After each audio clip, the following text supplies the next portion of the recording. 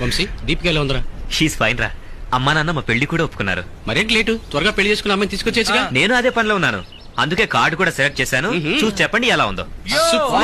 చాలా బాగుందిరా. పక్కా? పక్కా. ఓకే వస్తా. ఏంట్రా తొందర? పాపం తను నా కోసం ఎదురు చూస్తూ ఉంటుందిరా. తనకి ఫోన్ చేయాలి, తనకి కార్డ్ పోస్ట్ చేయాలి, తనతో మాట్లాడాలి, ఇంకా చాలా చాలా. అంత మంచి న్యూస్ అలా చెప్పేస్తే థ్రిల్లే ఉంటుందిరా.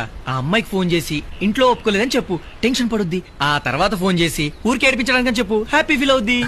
చాలా బాగా చెప్పావు గానీ ఈ లోపల అమ్మాయి సూసైడ్ చేసుకుంటుంది.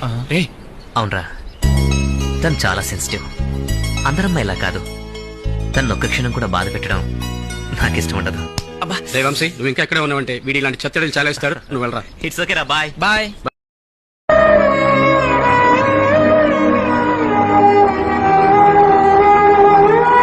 ఎవరి కోసం ఎవరు చనిపోరు, ప్రేమికులు మాత్రం ఒకరి కోసం ఒకరు చనిపోతుంటారు. ఇది మనం రోజు పేపర్లు చూస్తుంటాం. అసలే సున్నితమైన మనస్తత్వం కలిగిన దీపిక వంశీ చనిపోవడం తెలిస్తే ఏమైపోతుందో అన్న భయంతో వంశీలా ఉత్తరాలు రాస్తున్నాను.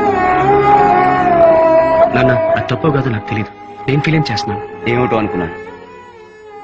ఎదిగవురా, నువ్వు రాస్తున్నవి ఉత్తరాలు కావు, పేషెంట్ ను బతికించడానికి డాక్టర్స్ రాసే ప్రిస్క్రిప్షన్స్. Carry on.